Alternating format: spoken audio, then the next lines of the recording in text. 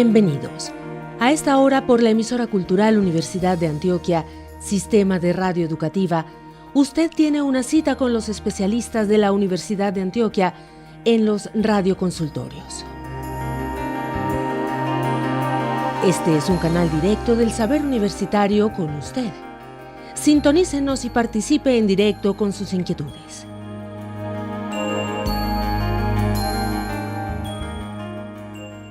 Estos son los radioconsultorios.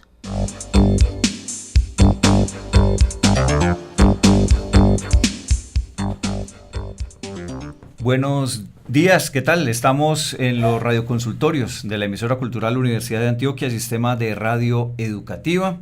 Como todos los viernes a esta hora está al aire el radioconsultorio de la Facultad de Salud Pública Héctor Abad Gómez de la Universidad de Antioquia. En esta oportunidad nos convoca el tema de una investigación realizada por varios profesores de la Universidad de Antioquia con relación a la presencia del VIH-Sida en las comunidades Embera Chamí en nuestro departamento, y del cual vamos a estar hablando de la comunidad Embera Chamí de Cristianía en el departamento de Antioquia. Estamos con Dagoberto Paternina en la parte técnica y en la presentación Carlos González, y los invitamos para que participen en nuestro programa durante los próximos minutos en este espacio del radioconsultorio, y saludamos a el médico profesor Carlos Alberto Rojas Arbeláez, el PhD en epidemiología, profesor vinculado precisamente a la Universidad de Antioquia. Buenos días, doctor Carlos Alberto, bienvenido a los micrófonos de la emisora cultural. ¿Cómo está? Muy bien, buenos días a todos, muchas gracias. Bueno, precisamente pues el foco pues de nuestro programa en el día de hoy es este trabajo que ustedes han realizado, el VIH-Sida en los Embera Chamí de Cristianía, en el departamento de Antioquia. Bueno, empecemos un poco contando pues precisamente ese marco alrededor de este tema del VIH. ¿Cómo podemos describir qué es el VIH-Sida para ilustrar un poco y recordar a nuestros oyentes esa temática y una enfermedad que tanto se ha hablado en las últimas décadas? Claro, el VIH son las siglas que significan Virus de Inmunodeficiencia Humana. Hace referencia precisamente a un virus que comenzó a producir problemas en el mundo a principios de los años 80. Hace casi 40 años es una enfermedad que apareció y se expandió por todo el mundo. Y este virus tiene las características de que afecta la respuesta inmunológica del organismo, o sea, produce inmunosupresión. Y al afectarse la respuesta inmune nuestra, pues entonces quedamos susceptibles a muchas infecciones. Y sin tratamiento, pues las personas mueren. Inicialmente el VIH-Sida y la enfermedad SIDA que produce, inicialmente pues generó mucha alarma en el mundo porque no había ningún tratamiento y las personas se morían por estas, no había cura. Ya a mediados de los años 90 aparecen los tratamientos y básicamente es una combinación de medicamentos que se llaman antirretrovirales, y ya con estos tratamientos ya las personas sobreviven, las personas no se mueren. Hoy en día el panorama del VIH-Sida para las personas que tienen acceso al tratamiento es completamente diferente a lo que fue al inicio. Hoy en día una persona que tiene este virus con el tratamiento puede vivir una vida completamente pues normal, saludable, plena, sin ninguna dificultad, pero sí tiene que tomar el tratamiento permanentemente por vida. Afortunadamente en Colombia tenemos muy buen acceso al tratamiento. Yo creo que una de las cosas por las que más se lucha es para que las personas se hagan la prueba y sepan si tienen el virus, y en caso que lo tengan, pues consulten para que tenga acceso al tratamiento. En Colombia la legislación da acceso al tratamiento y lo pagan las EPS, todo esto.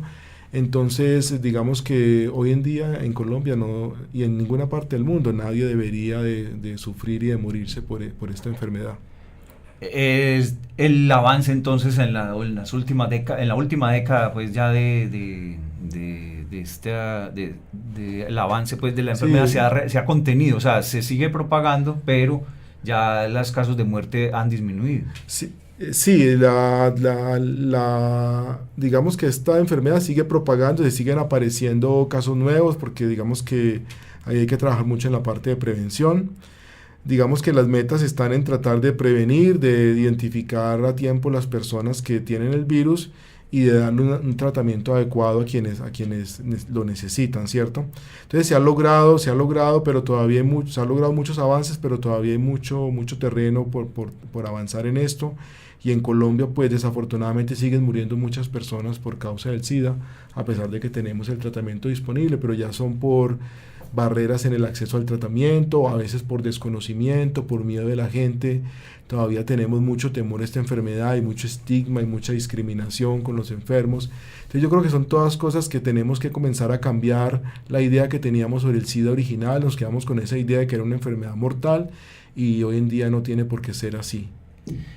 Precisamente hablando de ese tema de la discriminación, de la estigmatización alrededor de las personas que padecen el VIH-Sida, ¿cómo ha sido usted, que es estudioso del tema, cómo ha visto esa evolución, ese mito que hay alrededor del señalamiento? ¿Ha cambiado en algo o sigue siendo estigmatizado este tipo de personas que padecen la enfermedad? Yo pienso que todavía sigue habiendo mucha discriminación. Ha ido cambiando lentamente, pero todavía hay mucha discriminación, todavía hay mucho temor a la enfermedad, incluso lamentablemente de parte del personal de salud todavía hay mucho temor a la enfermedad y al temor, digamos, de contagiarse injustificadamente, porque las formas en que este virus se contagia están muy definidas y no se contagia, digamos, en un trato cotidiano con un paciente, con las personas. Entonces sigue habiendo mucho temor todavía. Se ha avanzado mucho, digamos, en las grandes ciudades de Colombia. Eso ha ido cambiando. Ya las mismas comunidades de pacientes han ido abogando, han ido ganando mucho terreno y mucho respeto. Pero cuando uno se va a las comunidades, ponemos las comunidades indígenas, a las zonas rurales de Colombia, como en La Guajira, donde hemos estado nosotros, allá la discriminación es más fuerte. Allá si un paciente que tiene SIDA, que tiene VIH, prácticamente tiene que tratar de estar incógnito, de estar cambiando de residencia, moviéndose mucho, porque no hay tolerancia pues de la sociedad con este tipo de personas. Sí, y en ese aspecto, pues usted como docente, ¿cuándo empezaron a vislumbrar este trabajo Biobuma, el VIH-Sida en los Embera Chamí de Cristianía? ¿Por qué empezaron a pensar en hacer este trabajo de investigación? Bueno, es muy interesante. Ya llevamos, yo creo que fue en el año 2004, 2005, sucedieron dos cosas. Nosotros estábamos haciendo una investigación para la Organización Panamericana de la Salud, haciendo una consulta sobre qué enfermedades estaban afectando más a los indígenas en América Latina. Eso fue un trabajo de revisión de literatura, de revisión de publicaciones. Y en ese trabajo, sorpresivamente, nos encontramos que una de las enfermedades infecciosas sobre la cual se estaba publicando mucho más en ese momento era sobre el VIH-Sida en los indígenas, pero principalmente en indígenas de Canadá y de Estados Unidos. Algunos pocos estudios en Brasil, en Venezuela, pero nada sobre Colombia. Entonces nos llamó la atención ese hallazgo, porque yo por lo menos no esperaba encontrar eso. Y más o menos por la misma época, vinieron a la Facultad de Salud Pública un grupo de indígenas de la Organización Indígena de Antioquia, de líderes indígenas, a pedirnos a la Universidad de Antioquia, a la Facultad Nacional de Salud Pública, que los acompañáramos en un proceso de cómo mejorar la salud de ellos. Entonces, a partir de allí se escribió un proyecto con la participación de varios profesores de la universidad, y ese proyecto se planteó para trabajar en dos comunidades, una en Dabeiba y la comunidad en Cristianía, en el municipio de Jardín. Yo tuve la oportunidad de ir a Jardín a una primera reunión, y en esa primera reunión les pedimos a la comunidad que nos comentara cuáles eran los principales problemas de salud que ellos tenían, ¿cierto? Y ellos mencionaron que los principales problemas de salud en ese momento eran el aumento en el consumo de licor, ¿cierto? El aumento en el consumo de alcohol, la violencia intrafamiliar, sobre todo la violencia de género, la pérdida, digamos, de la tradición indígena, de la gobernabilidad de ellos, digamos, en cuanto a su cultura al interior del resguardo, y la aparición de casos de SIDA. Eso sorprendió mucho porque nosotros no teníamos conocimiento de eso, y digamos, para el momento en que nosotros fuimos a la comunidad ya habían pasado como 4 años desde que había aparecido el primer caso. Estamos hablando de una comunidad que en ese momento debería tener más o menos unos 1.600 habitantes, y para esa fecha ellos ya hablaban de unos 2 o 3 casos. Eso es mucho para una comunidad tan pequeña. Entonces a nosotros nos llamó mucho la atención, y aunque nosotros digamos que no íbamos preparados para atender ese tipo de requerimiento, pero ellos fueron muy claros en que eso era una de las preocupaciones. Entonces digamos que yo asumí ese reto de, bueno, vamos a mirar qué es lo que pasa acá, ¿cierto? Vamos a trabajar, vamos a estudiar. Encontrar el porqué. Sí, vamos a, primero que todo, a verificar si es real. Sí, es cierto. Y una de las preguntas claves desde el comienzo era cuantificar qué tan grande era el problema, porque digamos que esto, como decíamos ahora, genera mucha alarma en las personas, y estaban ya muy preocupados ellos, incluso indígenas de otras comunidades, no querían ir a esa comunidad porque les daba miedo que de pronto se fueran a contagiar, ¿cierto? Uh-huh. Ahí aparecía pues ya el estigma y claro, y es que los imaginarios que hay alrededor exactamente, de la enfermedad. Y sobre todo porque había un desconocimiento completo de qué era la enfermedad, cómo se transmitía. Entonces lo primero fue comenzar a hacer una labor educativa con un grupo de líderes, a estudiar, comenzar a divulgar incluso a través de unos programas radiales que ellos tienen, una emisora que tienen allá que se llama Chamí Estéreo, comenzar a hacer divulgación de toda esta información, tanto en español como en el idioma de ellos. Y bueno, y eso mientras lográbamos como conseguir una financiación para hacer un estudio ya epidemiológico que nos permitiera realmente cuantificar con qué tan frecuente era, cuántas personas realmente había con el virus allá en esa comunidad. Y en ese primer momento entonces empezaron a detectar pues como esa situación. ¿Hubo de pronto entonces al estar esta enfermedad, no había otra? Es decir, había de pronto otras enfermedades respiratorias de la piel, o ¿por qué les llamaba tanto? ¿Por qué cree usted que les llamaba más la atención esta? ¿Por los casos de muerte o por la presencia ya de los estigmas y de la situación? Claro, porque es una enfermedad que tiene unas connotaciones pues de enfermedad mortal, porque los casos que habían tenido habían fallecido, ¿cierto? Uh-huh. Y sobre todo por el temor al contagio, el temor de la gente a que entonces el temor era digamos que las personas, por ejemplo, no querían compartir espacios con los enfermos, no querían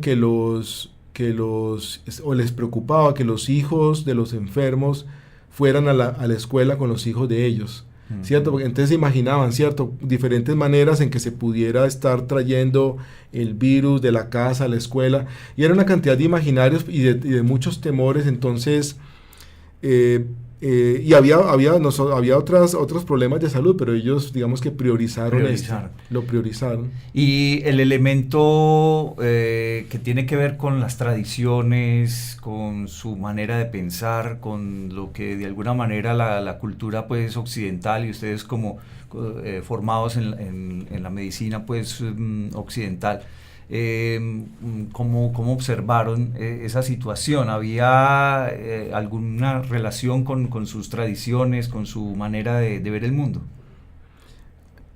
Bueno, nosotros digamos que sabemos que el VIH se transmite principalmente a través de relaciones sexuales sin protección, ¿cierto? Principalmente. Entonces digamos que ahí, y digamos que en lo que... Digamos que digamos que nuestro primer objetivo fue tratar de comenzar a hacer educación sobre lo que era la enfermedad, ¿cierto? Lo que estaban ellos viviendo. Posteriormente tratamos ya de siempre, claro, siempre la pregunta estuvo, bueno, ¿cómo, por qué aparece el VIH ahí? ¿Cómo llega el VIH a una comunidad indígena? Que usualmente las comunidades indígenas tienden a ser un poco cerradas, ¿cierto? A estar aisladas y cerradas. Entonces comenzamos a observar, por ejemplo, que el caso de Cristianía es muy particular. Ese es un resguardo que pertenece al municipio de Jardín, pero está prácticamente a mitad de camino entre Jardín y Andes, al lado de la carretera. Entonces, entrar y salir de Cristianía es muy fácil, o sea, ahí no hay problema de acceso. Ellos no están aislados, están muy comunicados. Uh-huh. Entonces ellos mismos decían, por ejemplo, es que esta enfermedad la trajeron algunas personas de la comunidad que van a Medellín, cogen la enfermedad allá y regresan a la comunidad y la traen, ¿cierto? Era un poco una primera versión. Nosotros fuimos muy cuidadosos y muy respetuosos en esa aproximación, porque como le digo, eso tiene mucho que ver con la vida sexual, con la intimidad de la gente. Uh-huh. Entonces, y nosotros no conocíamos cómo eran las prácticas. Había que empezar a estudiar incluso ese tipo de claro, de prácticas. Muy respetuosamente, muy cuidadosos en eso. Uh-huh. ¿Cierto? Entonces, ¿qué podemos concluir después de haber estado trabajando con ellos como a lo largo casi de 5 o 6 años? Básicamente, el asunto, cuando las comunidades comienzan a entrar en contacto con el resto de la región, del país, de la gente, entonces obviamente se van estableciendo también relaciones afectivas, relaciones de pareja, de indígenas con personas no indígenas. Entonces eso permitió, digamos, que algunas, mujeres y hombres se infectaran y efectivamente regresaran a la comunidad. ¿Qué veíamos, por ejemplo? Que no se estaba, dando una transmisión en la comunidad, ¿cierto? Propiamente dicha, sino que las personas fueron casos que vinieron infectados de fuera de la comunidad. Cuando regresan con la infección, con la enfermedad, y lo que hacen, es vivir la enfermedad estando en la comunidad, ¿cierto? De pronto hubo una persona que su pareja murió y estableció otra relación de pareja ahí en la comunidad, y ahí sí, que hubo una transmisión a la otra persona. Pero realmente el asunto era bastante restringido, y digamos que la transmisión no era por la forma en que se transmite, que no hay una transmisión a muchas personas. Entonces, en el año 2010 logramos tener financiación de Colciencias para hacer el estudio epidemiológico que era necesario, y lo hicimos como con todo el rigor del caso en la población mayor de 15 años, entre 15 y 50 años. Trabajamos con una muestra representativa de la comunidad, y a esas personas aceptaron voluntariamente hacerse la prueba para el VIH, y de ahí pudimos concluir que solamente un 1% de las personas tenían el virus, ¿cierto? Uh-huh. Entonces, si uno compara eso con la frecuencia en Colombia, en general, para ese año, en Colombia la frecuencia de la infección era del 0,6%. O sea que estaba muy cercano. Uh-huh. Y digamos que desde el punto de vista de salud pública, internacionalmente se considera que si la proporción de personas infectadas en una comunidad está por debajo del 5%, se considera que la transmisión está, restringida, está contenida, que no representa un problema muy grande de salud pública. Entonces, que eso permitió dar un parte de tranquilidad, y sobre todo a las autoridades darse cuenta que realmente pues había que preocuparse por esas personas enfermas, pero no había que preocuparse, porque estuviéramos ante una epidemia, ante algo que se estaba transmitiendo. Pues, claro. Una cosa así de alerta general. Entonces, la experiencia fue muy interesante.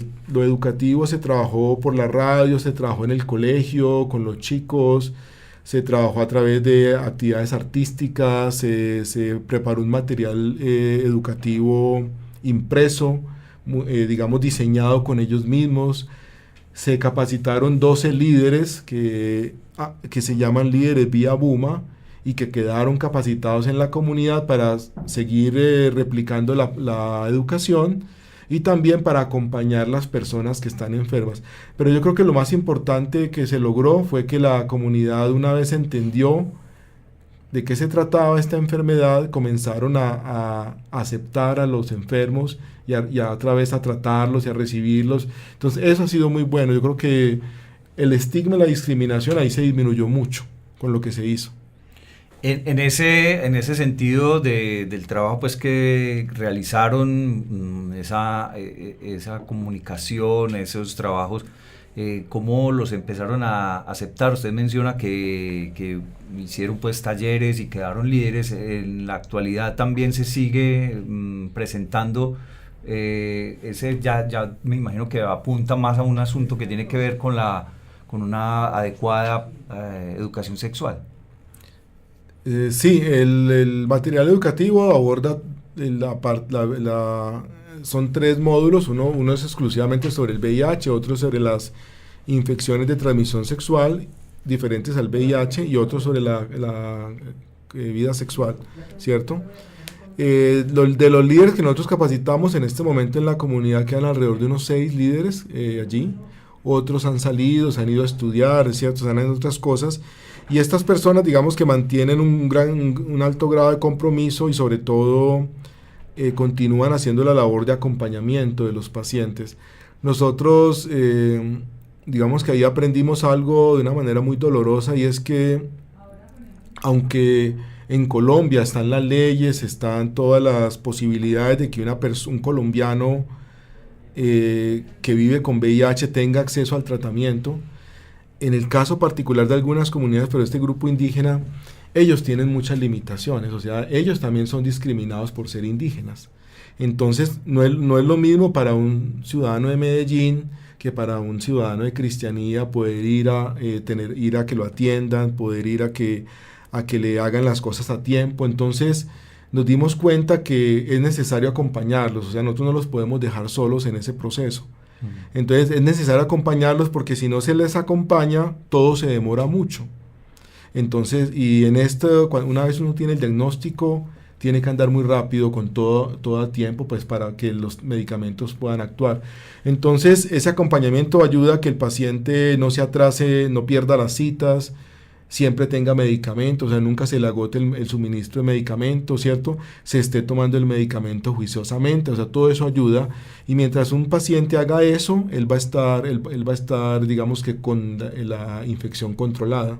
De alguna manera la investigación logró detectar entonces todos los casos y hacer la prevención adecuada para que no aumentara la Claro. proliferación. Sí, la prevención es para todo el mundo, ¿cierto? Porque todos estamos a riesgo de poder adquirir una infección de estas. Todos los que tengamos vida sexual activa estamos a riesgo en una relación sexual de podernos infectar. Entonces la prevención es general para todo el mundo, pero digamos que ya con el que está enfermo, ya él necesita un manejo. Más que por prevención, es un manejo para cuidar la salud y la vida de él, ¿cierto? De que él se pueda hacer el tratamiento adecuado y pueda estar en las mejores condiciones posibles. Y en ese contexto, pues de alguna manera ustedes han vuelto sobre las comunidades para ver cómo ha marchado el trabajo. Cuéntenos cuándo concluyó este trabajo y en qué instantes han vuelto nuevamente ustedes como facultad y como investigadores allá al sitio y de verificar los avances o el desarrollo pues de lo que hicieron. Sí, nosotros, digamos que de estos proyectos se crean lazos de amistad con los participantes. Nosotros mantenemos en contacto con algunos de ellos. Tuvimos la oportunidad de visitar la comunidad el año pasado, en octubre, estuvimos allá.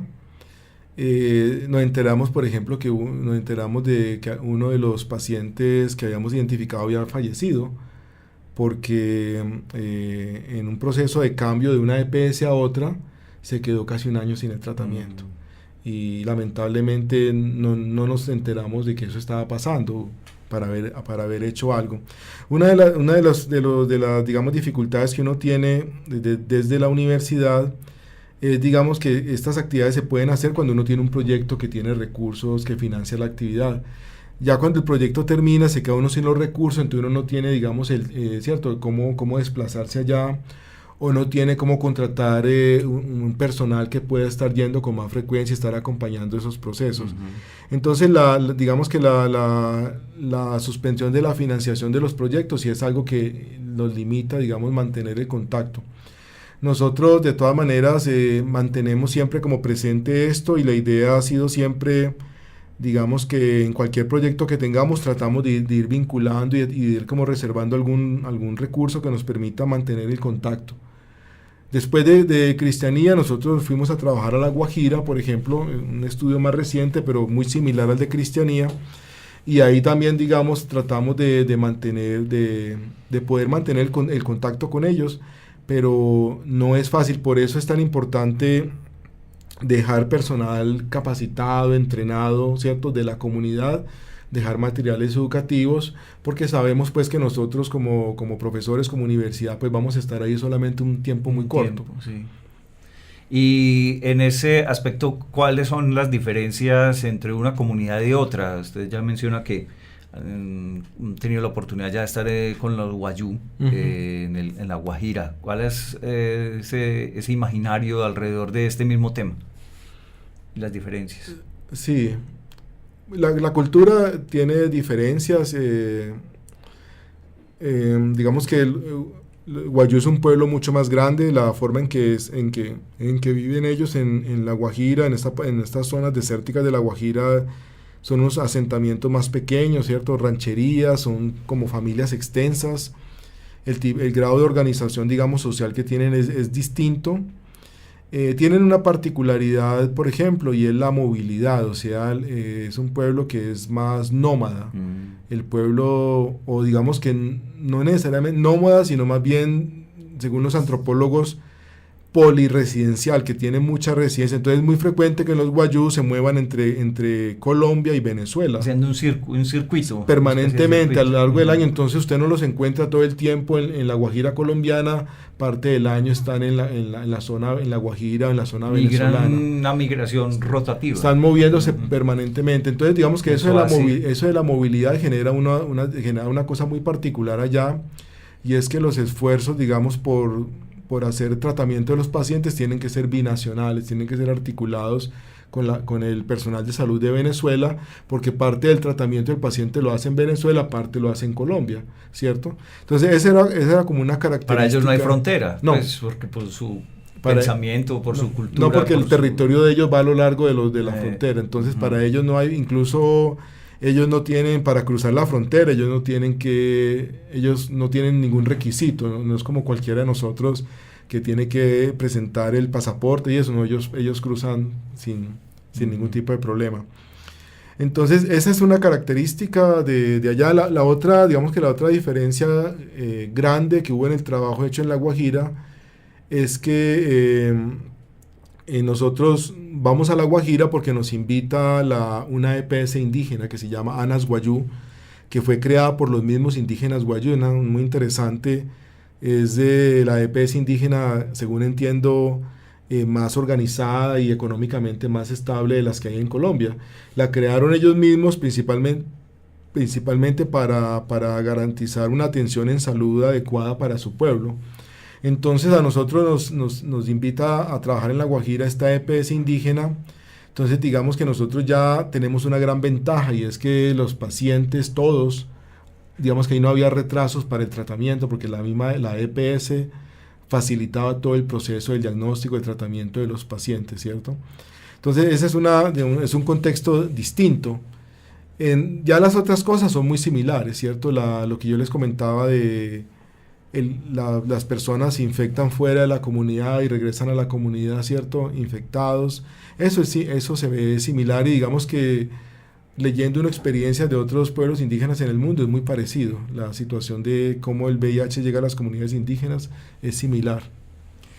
En este espacio del radioconsultorio estamos hoy hablando de VIH-Sida, y muy particularmente en el caso pues de las comunidades en Vera Chamí, de Cristianía, y también de los wayuu en el departamento de La Guajira. Para ello hoy nos acompaña el médico Carlos Alberto Rojas Arbeláez, quien es líder pues de este proyecto de investigación que hoy estamos presentando aquí en estos micrófonos del radioconsultorio de la Facultad de Salud Pública de la Universidad de Antioquia. Vamos a hacer una pausa. Recuerden nuestro teléfono por si tienen algún comentario, pregunta o inquietud: 219-9845, 219-9845.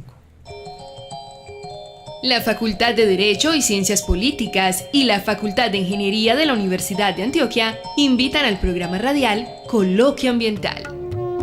Coloquio Ambiental, para compartir saberes y aunar voluntades. Participe en Coloquio Ambiental los sábados a las 11 de la mañana por los 1410 AM para Medellín y demás frecuencias FM para las subregiones de Antioquia.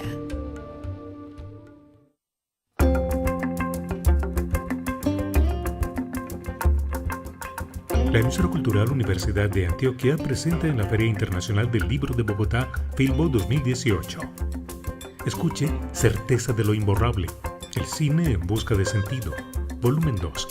Conversación entre el autor, Santiago Andrés Gómez Sánchez, y la directora y productora cinematográfica, Patricia Restrepo. Sábado 28 de abril, a la 1 de la tarde, en directo desde Corferias, Gran Salón, Sala C.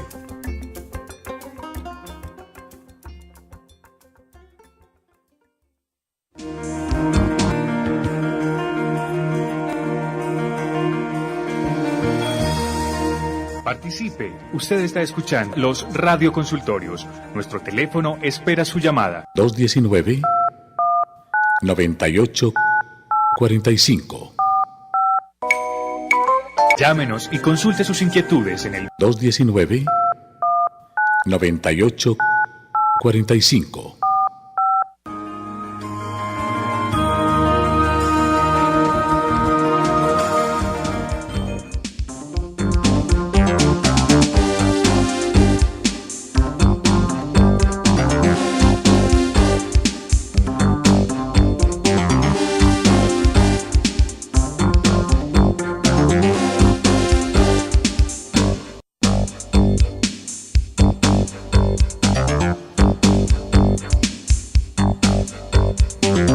Continuamos en este espacio del radioconsultorio de la Facultad de Salud Pública de la Universidad de Antioquia. Vamos a escuchar la participación de oyentes a esta hora aquí en este radioconsultorio. Adelante, su nombre de inquietud. Buenos días. Buenos días, mi nombre es Carlos. Para preguntar si estos indígenas, antes de que solicitaran la ayuda a la universidad, ¿dónde estaba el Estado? Porque qué tan curioso pues que el Estado, hablan de tanto Estado y uno ve que no hace presencia pues ni siquiera en toda esa cantidad de comunidades que necesitan unos servicios primarios, básicos, y pues ellos también son colombianos.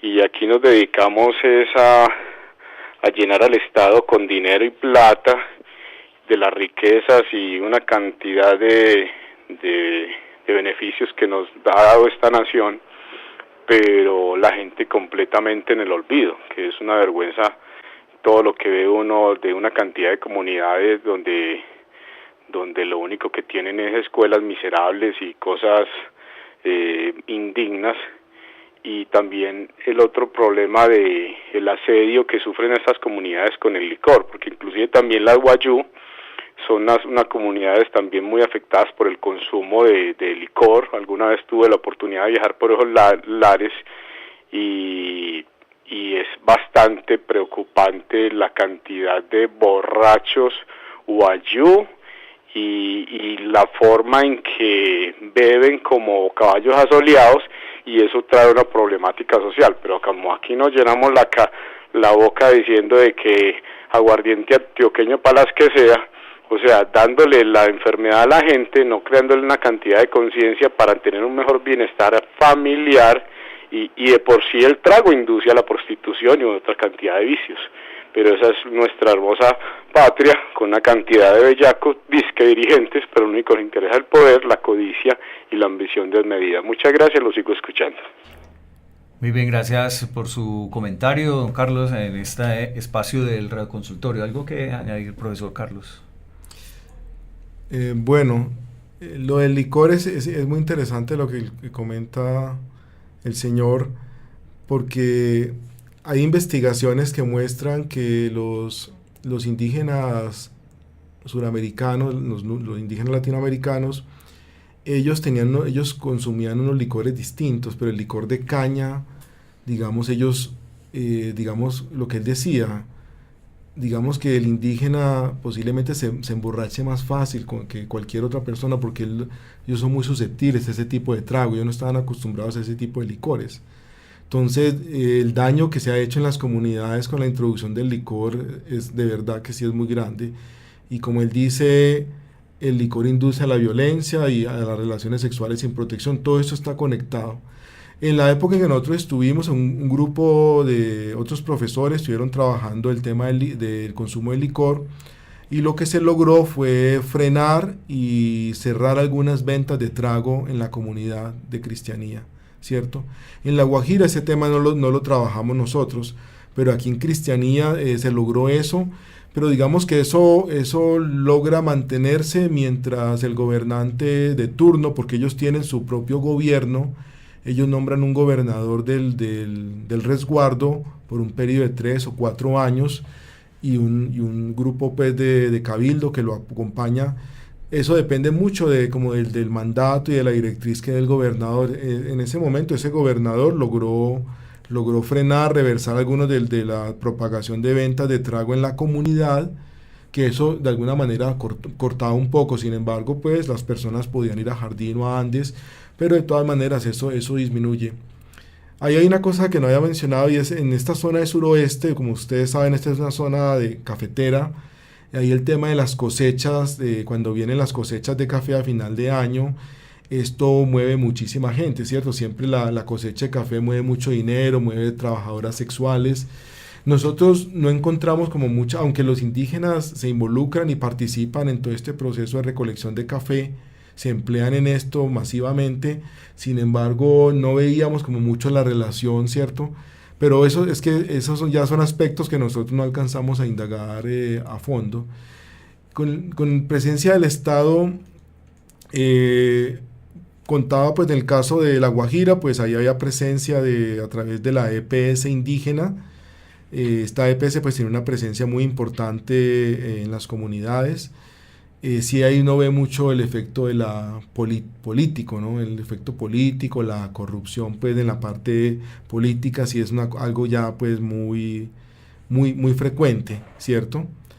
En cristianía en Antioquia nosotros logramos involucrar mucho el apoyo del Hospital de Jardín. Eso fue una cosa importante, y digamos que es algo que uno como universidad, como academia puede hacer, servir de mediador. Logramos involucrar mucho al hospital del municipio, ¿cierto? Y que el hospital incluso hiciera más presencia y se uniera a nosotros para, por ejemplo, complementar la formación de los líderes en primeros auxilios. Entonces ahí digamos que uno puede, digamos, aunque uno pueda ver el Estado ausente o no tan presente, uno puede intermediar y puede ayudar en eso. Sí, los mismos pues, académicos y la comunidad en general. ¿Qué tanta resistencia hay a los métodos de protección en estas culturas? Sí, en cuanto al condón, sí. Digamos el uso del condón masculino, pues que nosotros digamos en VIH lo vemos como un método de protección, pero también es un método de anticoncepción. Claro, el uso del condón es muy bajo, es muy bajo. Y es algo que digamos que cambiar eso requiere mucho tiempo. Nosotros en el tiempo que alcanzamos a hacer mediciones y a evaluarlo, no vimos cambios, en cuanto a la frecuencia del uso del condón. Hay un asunto, digamos que hay dos, digamos como método de control de natalidad. Los indígenas casi siempre, digamos, han sido resistentes a los métodos de control de natalidad, pero por una razón, es que, digamos, en Colombia, más o menos se calcula que hay como 1,5 millones de indígenas en toda Colombia. Eso más o menos corresponde como a un 3,5% de la población colombiana. Están divididos en muchos pueblos, alrededor de unos 100 pueblos por todo el país.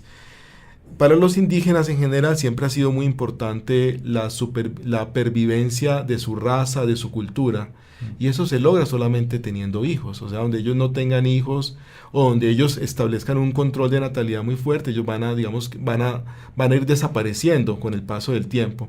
Entonces ellos siempre han sido críticos frente al control de la natalidad en ese sentido, porque para ellos es fundamental tener descendencia, porque eso preserva la raza, preserva la cultura, preserva digamos, la tenencia del territorio que se les ha entregado a manera de resguardo. De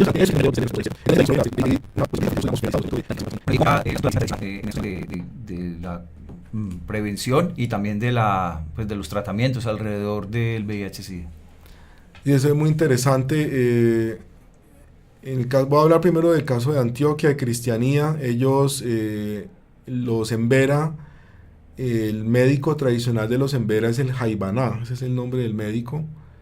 Y el Jaibaná es un médico tradicional que trata las enfermedades que se producen por los jais, que los jais son como energías, espíritus que están en el medio ambiente, ¿cierto? Y que enferman. Entonces, y también algunos de ellos saben manejar plantas y tratan otras enfermedades con botánica, con plantas.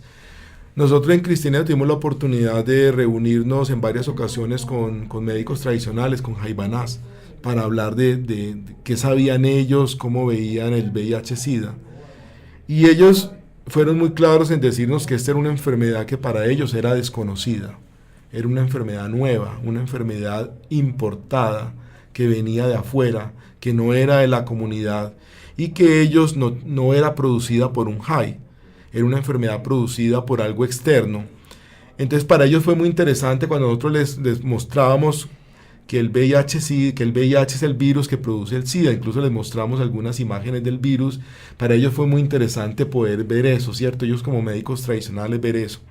Entonces ellos decían que como la enfermedad no era una enfermedad conocida de ellos, entonces que ellos no tenían cómo tratarlo. Entonces a los pacientes ellos lo que hacían era referirlos, ¿cierto? Nosotros les decíamos a ellos que si bien ellos no tenían cómo tratar la infección propiamente dicha, ellos sí podían ayudar mucho a que el paciente estuviera bien, a mejorar el estado anímico, ¿cierto? A mejorar las relaciones, el estado de las relaciones con la familia, con la comunidad, que ellos sí podían ayudar en esa parte, ¿cierto? Y en la Guajira el sistema de médicos tradicionales es distinto, pero también ellos coinciden en que es una enfermedad externa y que, digamos, ellos no tienen dentro de lo que ellos manejan, digamos, dentro de sus herramientas terapéuticas, no tienen cómo tratar la enfermedad con la medicina tradicional. Bueno, estamos ya arribando al final de este espacio y de la reseña de este trabajo de investigación, Biobuma, el VIH-Sida en los Embera Chamí de Cristianía en nuestro departamento. Hablemos también del equipo, de cómo estuvo integrado el equipo de investigación y obviamente añadir lo que usted considere también, profesor Carlos. Claro, quería hacer una nota sobre el concepto de Biobuma, ¿cierto? Uh-huh. Biobuma es una expresión embera del Embera Chamí que significa estar bien. Biobuma significa estar bien o bienestar. Una de las cosas que uno descubre muy interesante trabajando con temas de salud con los indígenas es que en el idioma de los indígenas, y eso se repite en muchas comunidades, ellos no tienen una palabra para hablar de salud, ellos no hablan de salud, hablan de bienestar, porque el bienestar es mucho más que la salud física. El bienestar es la salud física, emocional, la salud con el estado de bienestar con la familia, con la comunidad. Entonces, desde que comenzó el proyecto hubo dos coinvestigadores indígenas de la comunidad. Nosotros quisimos ponerle al proyecto un nombre corto, un nombre que ellos identificaran fácilmente, y ellos propusieron que el proyecto se llamara Biobuma, Proyecto de Bienestar. Entonces por eso de ahí en adelante el proyecto siempre se llamó Biobuma, los líderes que se capacitaron fueron los líderes Biobuma. Y nos pareció muy bonito porque es como ver el lado positivo de las cosas, ¿cierto? No vamos a hablar del proyecto del VIH-Sida, sino vamos a hablar del proyecto del bienestar, que en este caso particular, pues el bienestar está en prevenir esta enfermedad, pero obviamente eso contribuye de manera importante al bienestar. El equipo de investigación que estuvo en Cristianía fue un equipo multidisciplinario, ¿cierto? Estuvo la psicóloga Diana María Castro, tuvimos el médico Mauricio Lozano, una gerente en sistemas de información en salud, Natalia Gómez, la antropóloga Sandra Patiño. También tuvimos apoyo de la bacterióloga Sara París y la médica Mónica Soto. Y como comentaba, 2 líderes comunitarios que fueron parte del equipo y son coautores del libro que escribimos, que se llaman Pedro Pablo Yagarí y Gladys Yagarí, de Cristianía. Sí, y en ese trabajo pues de investigación está pues publicado el libro por la editorial de la Universidad de Antioquia. Mencionemos ese aspecto que es bien importante porque aporta a la literatura alrededor de ese tema y futuros investigadores y también la comunidad en general. Sí, la editorial de la universidad organiza cada año un concurso para publicar libros, resultados de investigaciones. Nosotros fuimos favorecidos en el concurso del año 2015 y el libro se publicó en el 2016 con el sello editorial de la Universidad de Antioquia y se llama Vía Buma, el VIH-Sida en los Embera Chamí de Cristianía. Este libro se puede adquirir a través de la editorial y está también como libro electrónico y no es muy costoso, me parece a mí que es bastante asequible. ¿Y en qué proyectos está usted, profesor Carlos, en este momento? ¿Qué vislumbra en este momento en esos trabajos de investigación que realiza también desde la Facultad de Salud Pública? Colciencias, que es la agencia del gobierno que financia la investigación en Colombia, nos acaba de aprobar un proyecto que vamos a iniciar, yo espero que en el mes de agosto, también con comunidad de población indígena, pero aquí nos vamos a enfocar en el tema de la hepatitis B y vamos a trabajar en el departamento del Amazonas, en el Guaviare y volvemos también a La Guajira y en Antioquia. Vamos a estudiar los casos de hepatitis B que han aparecido en los últimos 3-4 años en indígenas y a tratar de entender por qué la hepatitis B aparece en ellos y a investigar más a fondo el tipo de virus que los está infectando a ellos. Ya hay unas investigaciones previas hechas por investigadores de la Universidad de Antioquia, la Universidad Nacional, que muestran algunos hallazgos, sobre todo en Amazonas, ¿cierto?, de que están apareciendo tipos de virus distintos. Y lo más interesante es que la hepatitis B es una enfermedad para la cual ya hay una vacuna. Llevamos en el país más de 15 años vacunando a los recién nacidos, pero por razones que no se conocen muy bien, los indígenas, sobre todo los que viven en la zona del Amazonas, son muy susceptibles a la hepatitis B, o sea, se presenta con mucha frecuencia. Y a pesar de que se viene vacunando y que se han venido vacunando las comunidades con cierta prioridad, siguen apareciendo casos. Entonces este proyecto nuevo se va a enfocar en eso. Vamos a estar trabajando en Amazonas, Guaviare, Guajira y Antioquia. Bueno, felicitaciones, profesor Carlos, por todo ese trabajo de investigación, por toda esa labor callada que muchas veces se hace desde las universidades y ahí está todo este trabajo pues muy arduo por parte de este grupo de investigadores que aportan al desarrollo de las comunidades. Hoy, en este espacio del radioconsultorio de salud pública de la Universidad de Antioquia, estuvo el profesor PhD en epidemiología de la Universidad de Antioquia y profesor titular de la Facultad de Salud Pública, Carlos Alberto Rojas Arbeláez. Muchas gracias, profesor, por habernos acompañado en el día de hoy. Bueno, fue un gusto. Muchas gracias a ustedes. Muy bien, a Dagoberto Paternina, la asistencia en la parte técnica, y quien les habla, Carlos González, los invita para que continúen en nuestra sintonía. Feliz día. Hasta este momento, los especialistas de la Universidad de Antioquia nos han acompañado en los radioconsultorios. Este es un canal directo del saber universitario con usted. Hasta pronto.